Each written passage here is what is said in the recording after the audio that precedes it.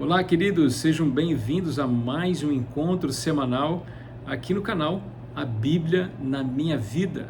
É um prazer estar falando com você mais uma vez, compartilhando com você conteúdo bíblico, porque aqui o nosso compromisso é com a Palavra de Deus e também a nossa intenção é contribuir com você por meio do estudo bíblico, a interpretação da Bíblia, o resumo que fazemos do nosso guia de estudo, olha só, a lição da Escola Sabatina, que tem nos ajudado largamente no compromisso de entender melhor, interpretar melhor a palavra do Senhor.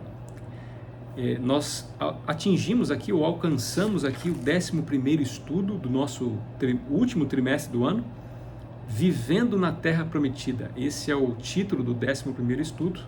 E eu tenho a alegria de compartilhar com você.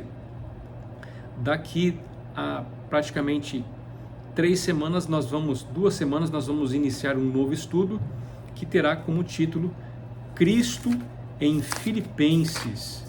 Olha só, é muito interessante estudar Cristo em Filipenses e Colossenses.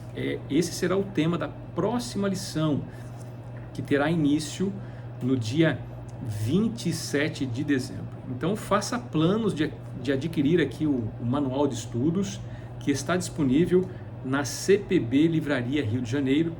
Você pode fazer contato por meio do nosso WhatsApp comercial DDD 21 3872 7375. Vou deixar aí nos comentários para você poder usar e compartilhar. Você também pode adquirir muito material, literatura diversa que fala sobre a Bíblia, como comentários, né? Eu sempre deixo aqui para você observar comentários bíblicos como esse aqui, Bíblias diversas, literatura farta. Você tem muitas opções de refinar o seu gosto pela palavra de Deus e também adquirir literatura que vai servir de instrumento para você entender melhor o conteúdo do texto bíblico. Combinado? Enquanto nós vamos aqui recapitular a lição dessa semana, deixo aqui o convite para você entrar em contato com a gente e já providenciar o seu manual de estudos para o próximo trimestre e outros títulos também. Queridos, Vivendo na Terra Prometida, 11ª lição. A base do nosso estudo dessa semana foi Josué capítulo 22. E o capítulo 22 traz aqui, nessa narrativa, duas importantes partes que vão nos ajudar a entender e assimilar diversos princípios do Senhor. Princípios que vão nortear a nossa vida. A primeira parte aqui do capítulo 22, versos de 1 até o 8, precisamente, eles vão falar sobre comprometimento, tá? Comprometimento que é exatamente um dos pilares da identidade de um povo. E o segundo pilar é a unidade. Então nós encontramos aqui o líder de Israel, na ocasião, Josué, que, preocupado em manter a identidade do povo de Israel, orienta as 12 tribos a se comprometerem e a manterem a unidade.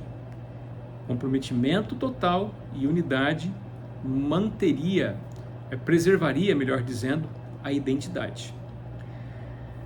E é interessante os primeiros versos porque Josué tem um público-alvo. Quem é esse público-alvo? São as 2,5 tribos que ficaram no lado da Transjordânia, ou na Transjordânia, ou no lado oriental do Rio Jordão, ou do lado leste, enfim, você pode usar esses termos aí para identificar a parte geográfica onde essas 2,5 tribos, quais são elas? As tribos de Ruben, de Gade e a metade da tribo de Manassés, que ficaram do outro lado do Rio Jordão. Lá eles estabeleceriam as suas tendas, lá eles viveriam adjunto as demais 9 tribos e meia. E o ponto vital aqui no discurso de Josué é que, vivendo em ambos os lados, né, em lados opostos, eles não se separassem. E aí Josué diz algumas palavras que são interessantíssimas aqui, que estão relatadas precisamente nos versos de 1 a 5 que eu gostaria de ler. Então tome a sua Bíblia aqui, tá? Abra no capítulo 22 e acompanhe comigo. Eu começo aqui a partir do 1. Então Josué chamou os Rubenitas, os Gaditas e a meia tribo de Manassés. Ele lhes disse: vocês fizeram tudo o que Moisés, servo do Senhor, lhes ordenou, e também foram obedientes a mim em tudo o que lhes ordenei.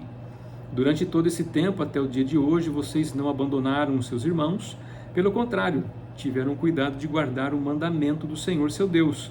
Agora o Senhor seu Deus já concedeu repouso aos irmãos de vocês, como lhes havia prometido. Voltem, pois, agora e vão para as suas tendas, à terra que lhes pertence, que Moisés, servo do Senhor, deu a vocês do outro lado do Jordão. E aí vem o verso 5, que é muito interessante. Aqui, Josué, ele coloca 5 critérios que contribuiriam para a identidade do povo. Identidade, como dissemos, que tinha como base 2 pilares, que é o comprometimento e a unidade. E o que Josué diz? Vamos ler aqui, verso 5, que é o principal. Mas tenham um maior cuidado em guardar os mandamentos e a lei que Moisés, servo do Senhor, lhes ordenou. E ele começa: que vocês amem o Senhor seu Deus, andem em todos os seus caminhos, guardem os seus mandamentos, sejam fiéis a Ele e os sirvam de todo o coração e de toda a alma. Então reparem bem: amar ao Senhor, andar nos caminhos do Senhor, guardar os mandamentos do Senhor, ser fiel ao Senhor, ou uma melhor tradução, agarrar-se ao Senhor, e quinto, servir de todo o coração ao Senhor. Essas 5 características, elas deveriam ser assimiladas pelas 2 tribos e meias e também, naturalmente, pelas 9 tribos e meia.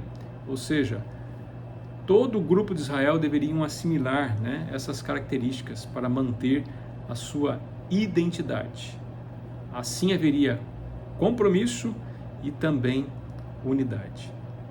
Agora, esses versos preparam aqui o leitor, né, nós que estamos lendo essa narrativa, para os fatos que são decorrentes e que também funcionam dentro do contexto espiritual como uma prova para as 2 tribos e meia que ficaram do lado oriental do Jordão.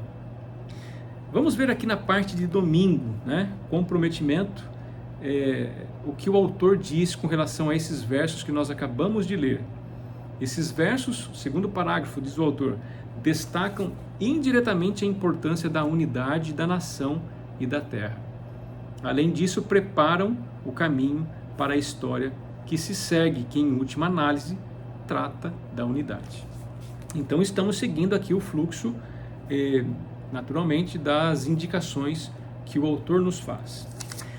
Na parte de segunda-feira, nós vemos que os fatos decorrentes envolvem acusações das 9 tribos e meia às 2 tribos e meia.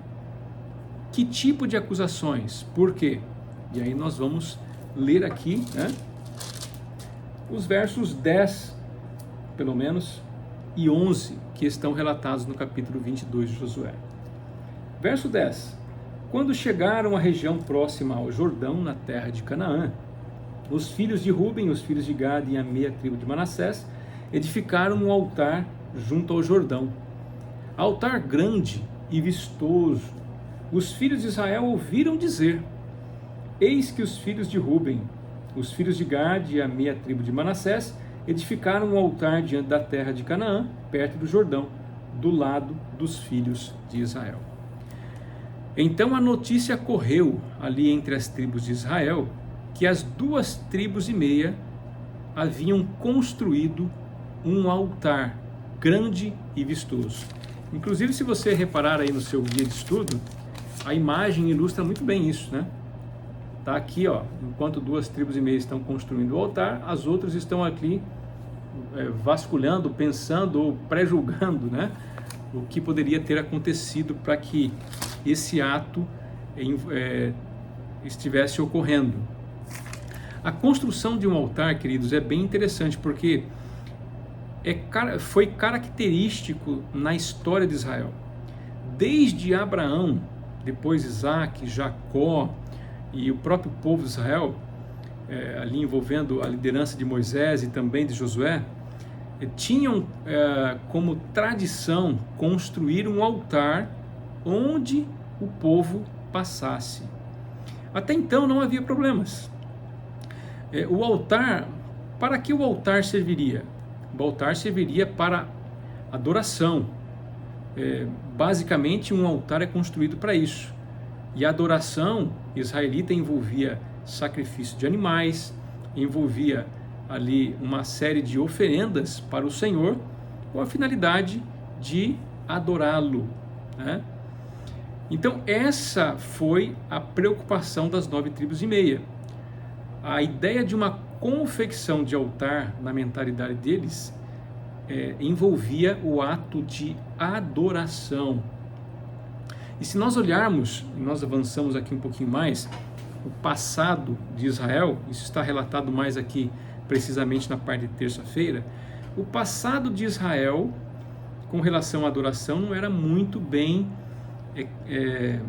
quista, né? Realmente era o passado de Israel era bem emblemático com relação à adoração.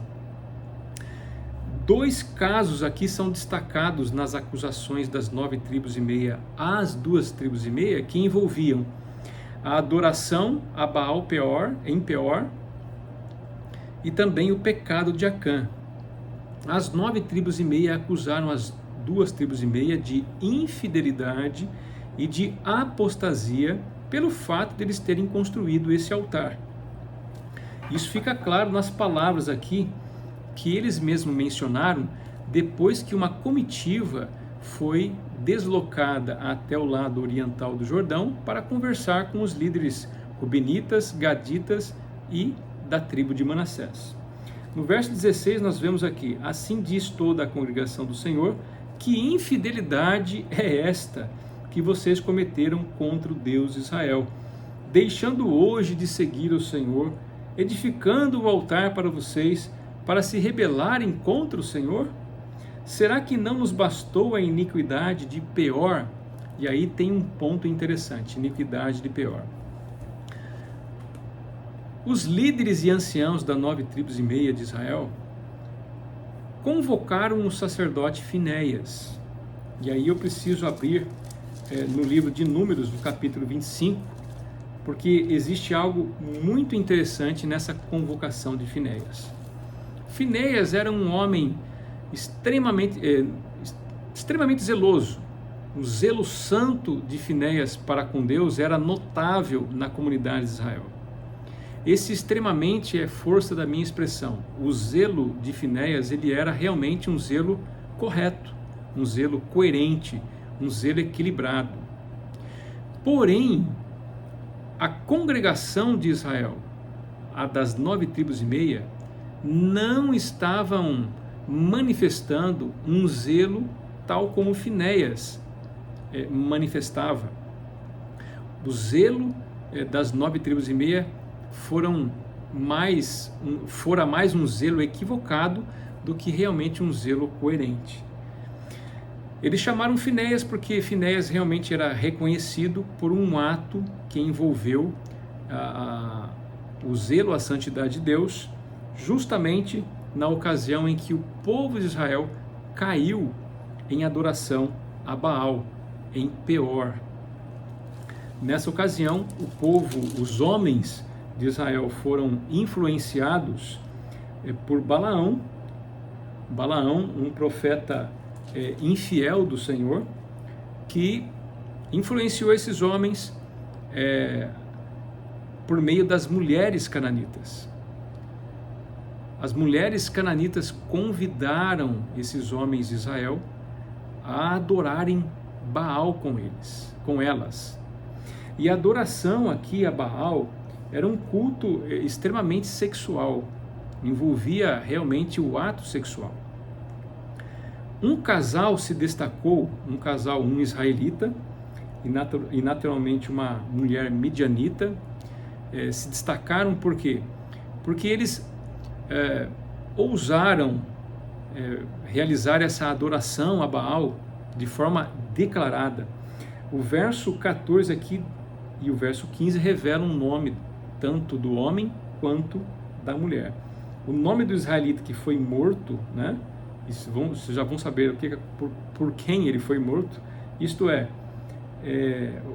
o nome do israelita que foi morto, isto é, que foi morto com a mulher midianita, era Zinri, filho de Saul, chefe da casa paterna dos simeonitas.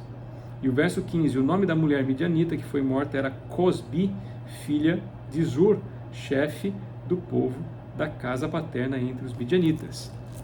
O filho de dois líderes de dois povos diferentes, midianitas e israelitas, estavam ali em pleno ato sexual adorando a Baal.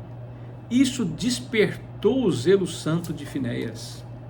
Finéias tomou uma lança e foi até a tenda onde o casal estava e vazou pelo ventre os dois de uma só vez. E o texto aqui em Números capítulo 25, no verso 11, é muito interessante. Finéias, filho de Eleazar, filho do sacerdote Arão, desviou a minha ira de sobre os filhos de Israel, pois estava animado com o meu zelo no meio deles, assim que no meu zelo não consumi os filhos de Israel. Essas são palavras do Senhor. Então essa atitude, embora violenta, hoje conhecida como um assassinato, tinha um caráter expiatório. Esse caráter expiatório tinha como objetivo um juízo redentivo de Deus. O que Finéias fez foi exatamente matar esse casal como forma de juízo redentivo do Senhor e também como forma de expiar o pecado de Israel. E naturalmente o povo conhecia as consequências de se envolver em idolatria. Se nós avançarmos um pouco, voltarmos mais ainda no passado, nós vamos mencionar aqui a história envolvendo os bezerros de ouro ali de Israel, onde Moisés também precisou agir com firmeza junto ao povo a fim de cessar a idolatria. O fato aqui interessante envolvendo a ocasião da adoração a Baal, né, na casa de Peor, né, ou em Peor, remonta um passado tempestuoso na vida dos israelitas, e isso realmente despertou a preocupação extrema das 9 tribos e meia, quando ficaram sabendo que as 2 tribos e meia, as tribos de Ruben, de Gad e de Manassés, haviam construído um altar. Eles entenderam que esse altar era para adoração e não para testemunho, como de fato era, como nós vamos ver aqui no final dessa história. Enfim, esse recorte até então da narrativa nos ensina o quê? É importante nós olharmos a narrativa nos seus detalhes, mas também extrairmos lições. O que isso nos ensina? Primeiro, nós não devemos julgar as pessoas, né? O texto aqui na parte de segunda-feira diz claramente, lá a pergunta última da lição, no rodapé da lição, diz claramente: não devemos julgar os outros. A leitura de Lucas 6,37, João 7,24, 1 Coríntios 4, verso 5, nos ensinam esse princípio. E aí vem uma pergunta interessante: por que é tão fácil chegar a conclusões erradas sobre a motivação das pessoas?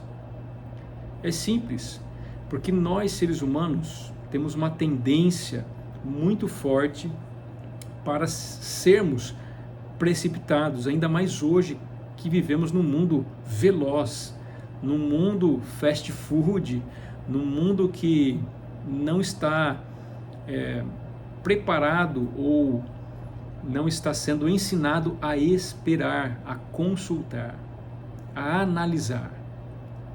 Então, a precipitação, a imprudência em emitirmos juízos de valor com relação às pessoas de modo rápido pode nos levar realmente ao fracasso.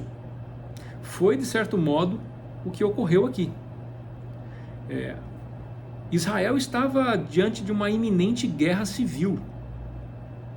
As 9 tribos e meia estavam ali empenhadas em acusar e exterminar as 2 tribos e meia por conta de um juízo de valor ou de um juízo imprudente, sem nenhuma base criteriosa de análise.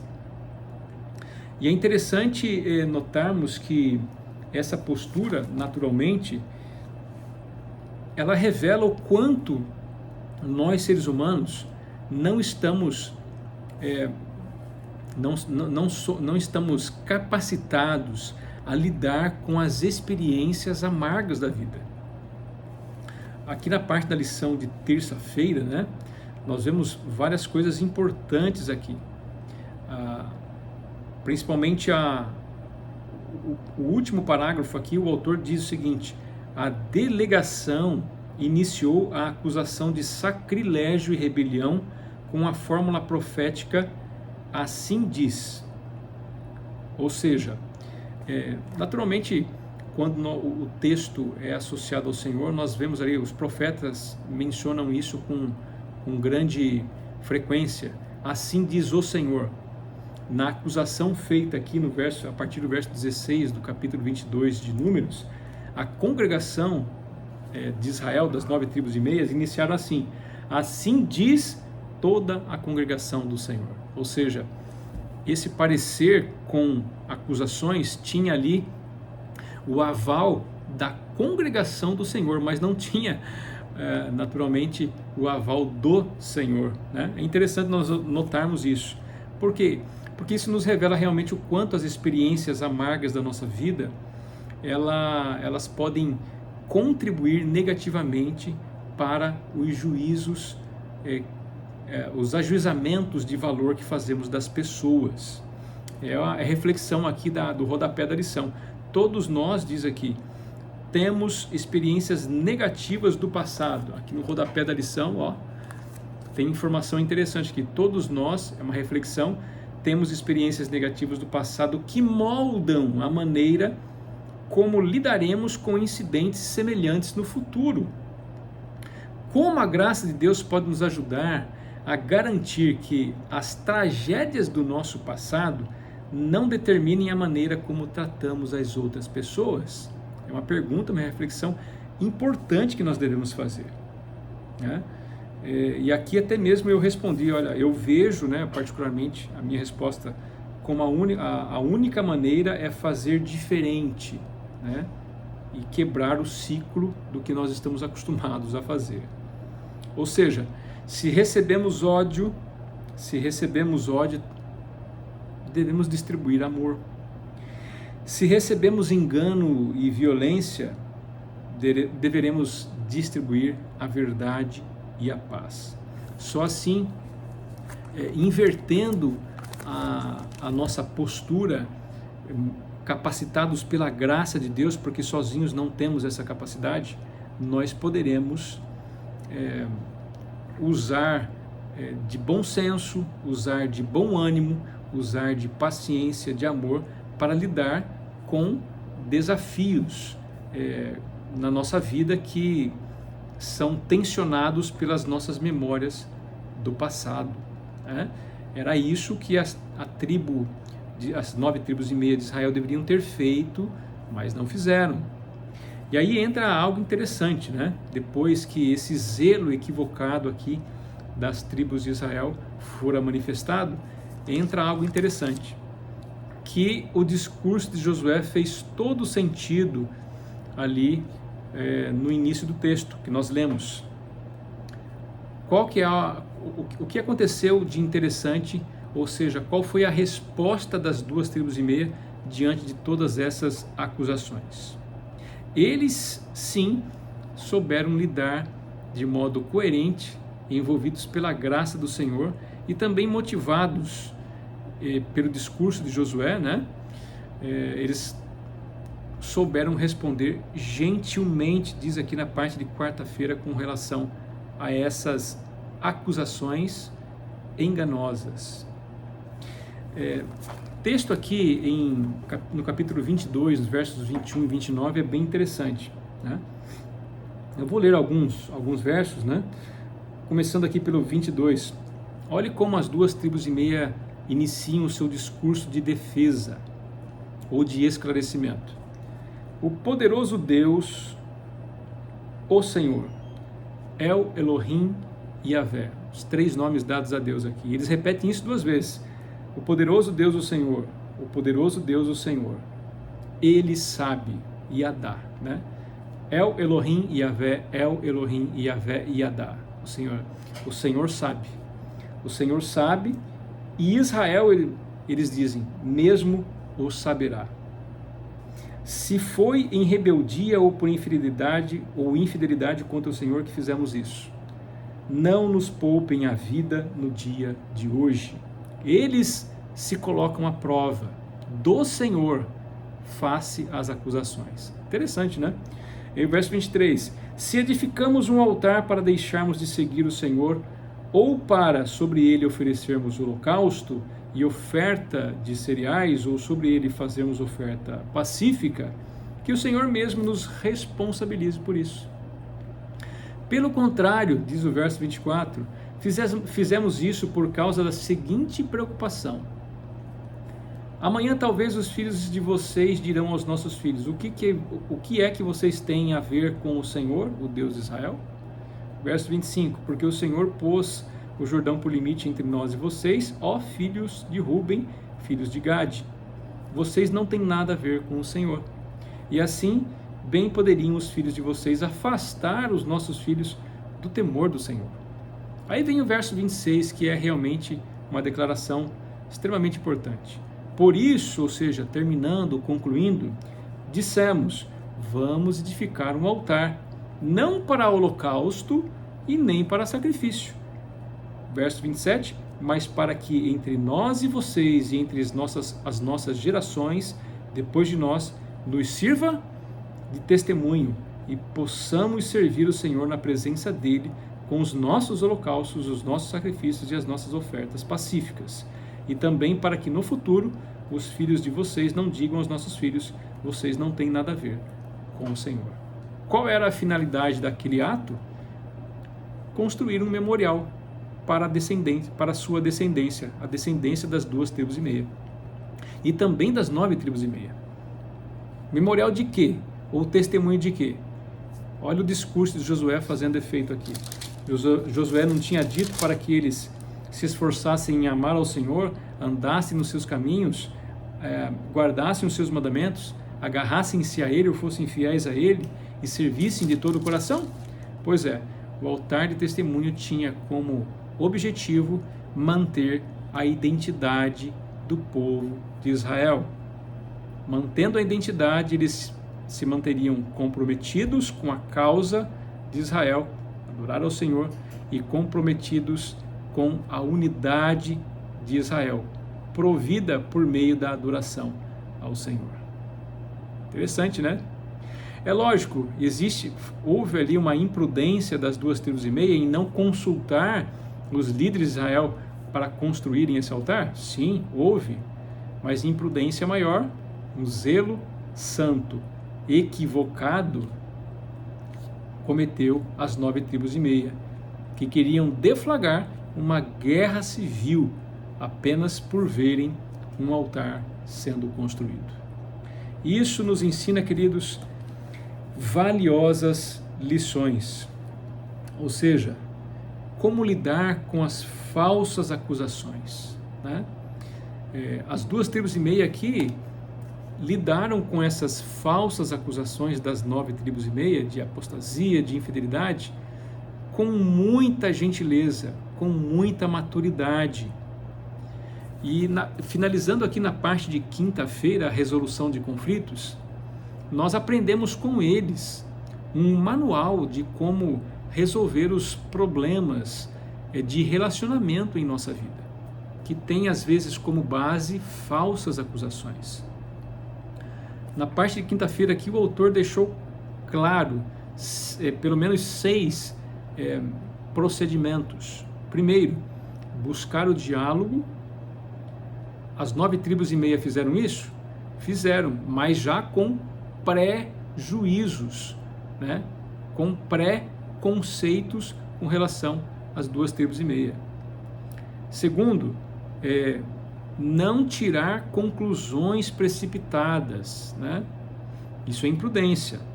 Terceiro, conversar sobre os problemas, ou seja, ser transparente, né? Paciente, colocar em xeque ali os pontos divergentes. Quarto, esteja disposto a fazer um sacrifício para alcançar a unidade. Às vezes é bom você ceder para manter a unidade. Não ceder em princípios que são básicos, elementares, mas ceder em termos de paciência, longanimidade, para preservar a unidade. Quinto, quando for acusado, com ou sem razão, dê uma resposta gentil que se afaste para afastar a ira e não para provocar a ira. E sexto, alegrar-se e louvar a Deus quando a paz for restabelecida. Eu fiz aqui uma espécie de paráfrase, né, desses 6 procedimentos e elenquei aqui com uma só palavra. Primeiro, usar a diplomacia e nunca a violência para resolver os problemas. Segundo, ser honesto em relação aos problemas e às dificuldades. A honestidade é a que vai nos conduzir a não tirar conclusões precipitadas. Quando a gente trata um problema com honestidade, quais são os resultados que nós podemos alcançar? A paz. Terceiro, ser paciente, né? A paciência nos conduz a conversar e não a reagir negativamente. Quarto, fraternidade, ou seja, se é necessário um sacrifício para manter a unidade, por que nós fazemos isso? Em nome da fraternidade. A unidade de Israel poderia ser comprometida naquele momento de acusações. E naturalmente, lembrar que eles eram irmãos no Senhor, um só povo, é realmente manifestar um espírito de fraternidade. Quinto, transparência, ou seja, a resposta gentil em relação às acusações é decorrente daquelas pessoas que têm transparência. Elas não temem por ser acusadas, mas elas revelam exatamente o que são. Se de fato erraram, elas vão naturalmente revelar os pontos em que falharam. E se de fato não tem nada contra si, de fato elas vão ser transparentes com aquilo que realmente são. E último procedimento, alegrar-se e louvar a Deus, ou seja, gratidão, agradecer, né? Um espírito de gratidão evita todo tipo de problema, de confusão, de ira, e é exatamente isso o que as tribos chegaram em consenso. No final de toda essa argumentação e contra-argumentação, qual foi o resultado? Eu vou ler aqui os versos 33 e o verso 34 do capítulo 22. Com esta resposta, a resposta das 2 tribos e meia, os filhos de Israel se deram por satisfeitos e bendisseram a Deus, satisfação e bênção, olha só, e não falaram mais de ir e fazer guerra contra eles, para destruírem a terra em que habitavam os filhos de Ruben e os filhos de Gade. Os filhos de Ruben e os filhos de Gade chamaram o altar de testemunho, porque disseram: é um testemunho entre nós de que o Senhor é Deus. Então assim terminou esta história que envolveu ali uma série de argumentos negativos e acusações, mas pela graça de Deus a história terminou de um modo pacífico e feliz. Satisfação e bênção. Eu gravei esses 2 pontos aqui. Satisfação e bênção é o que nós devemos manifestar quando estamos num só povo, adorando e servindo ao Senhor. A gente faz sacrifícios entre si, sim, nunca negociando princípios, mas sempre preocupados em manter a unidade, a fraternidade entre nós que buscamos ser um povo do Senhor. Se você também busca esse objetivo na vida, se você também busca esse propósito ao servir ao Senhor, junte-se a nós no estudo da palavra e entregue a sua vida ao Senhor diariamente, para que tanto você quanto eu estejamos nos preparando para a breve volta do Senhor Jesus. Parte de sexta-feira aqui termina com algumas declarações muito interessantes da autora Ellen White, que foi inspirada por Deus a escrever, uma autora não canônica, inspirada por Deus a escrever orientações bíblicas interessantes para a nossa vida.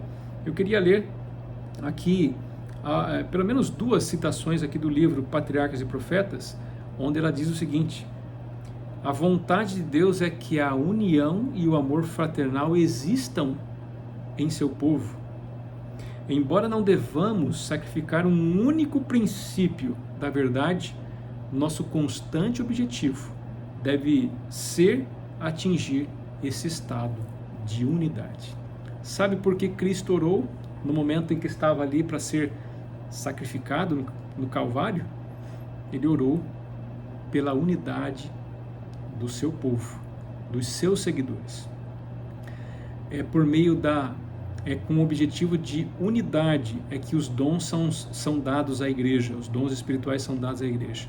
É com o objetivo de unidade que nós devemos interpretar a palavra como uma só, para avançar na missão.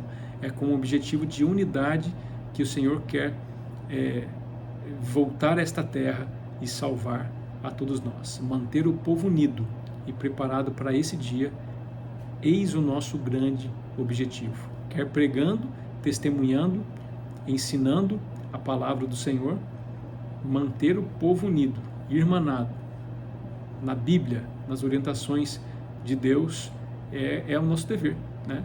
E eu convido você a realizar isso, em nome de Jesus. Amém. E até um próximo encontro. Tchau, tchau.